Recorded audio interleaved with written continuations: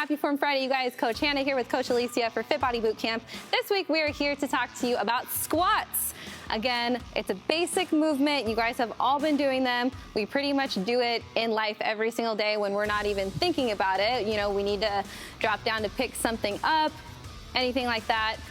But there's still a lot of improper form that we see. So a basic squat is gonna look like this. All right, you're dropping your butt down, you're sitting back like there's a chair behind you, and you are picking yourself up to that full extension every single time.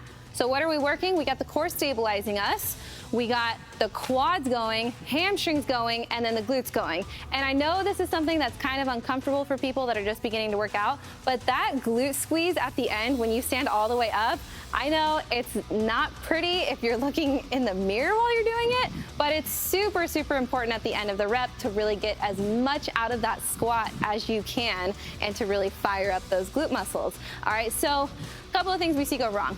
Some people start to go forward because they don't really trust that they're gonna be able to pick themselves up if they go back. You might be thinking, I'm just gonna fall back if I sit back. You're not, your legs are gonna pick you up. I know it's scary at first, but when you go forward, that's so much bad pressure on your knees, and that is how you cause or irritate a lingering issue. So we wanna focus on sitting back and not shifting forward. Another thing, we see people fold their bodies in half, all right?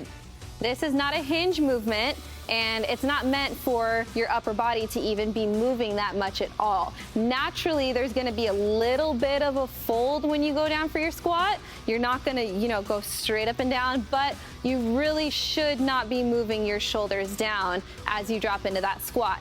Basically, if you start doing that, you should see how low you can get into your squat before you start folding in half. All right, you might just not have your hip flexors warmed up enough. We might need to work on that, but there are several other issues that can come up. And that's why it's super important to be doing the overhead squat assessment so that you can assess what it is that is overactive and underactive, and you can see what you might need to be working on as far as mobility, foam rolling, anything like that to really strengthen yourself so that you're not tracking over your toes, you're not folding your body in half, all right? That looks pretty good. And then one thing that I want you guys to focus on when you are doing the squats is driving up through your heels. We never want to be putting all of the pressure on our toes like that. If your heels are coming up off the ground, you're shifting yourself forward too much. When you're sitting back and you're driving up through your heels, that's when you got everything moving and working properly in your squat.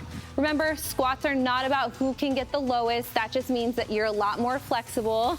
All right, we don't want you, trying to hit the ground and then bouncing back up. We really want you guys focusing on engaging and controlling those muscles in every single rep.